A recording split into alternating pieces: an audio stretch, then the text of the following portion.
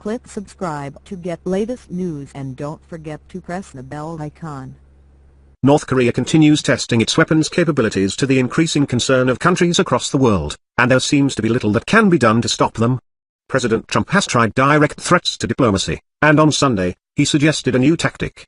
On his Twitter feed, Trump suggested economic warfare against North Korea's allies to convince them to turn on the rogue dictator. The United States is considering, in addition to other options, stopping all trade with any country doing business with North Korea.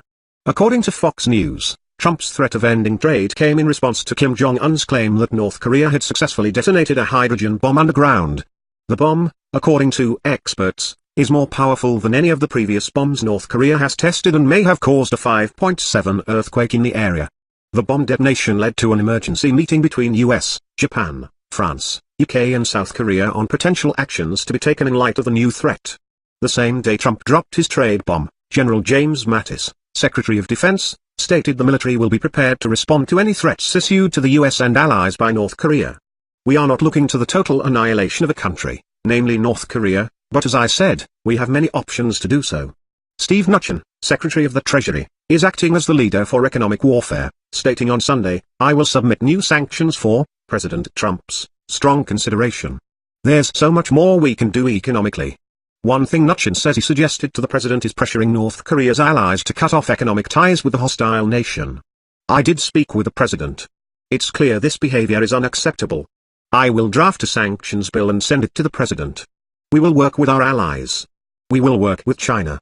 But people need to cut off North Korea economically." According to Politico, Geng Shuang, Foreign Ministry spokesman for China, says the threat of trade cuts is unfair considering the work China has put in so far. "What is definitely unacceptable to us is that on the one hand we work so hard to peacefully resolve this issue and on the other hand our interests are subject to sanctions and jeopardized." Geng continues saying that undue pressure has been mounting on China to handle North Korea by themselves. "We keep stressing that we cannot solely rely on China to resolve this issue. We need all parties to work in the same direction." China has been very cryptic in their approach to North Korea and their pursuit of nuclear weapons. Do you think China has been honest with the US on the subject of North Korea? In addition to his frustrations with China, Trump has also placed some of the blame on South Korea for not taking a more firm stance on North Korea. In a tweet he sent out Sunday, he criticized South Korea. "South Korea is finding, as I have told them, that their talk of appeasement with North Korea will not work. They only understand one thing.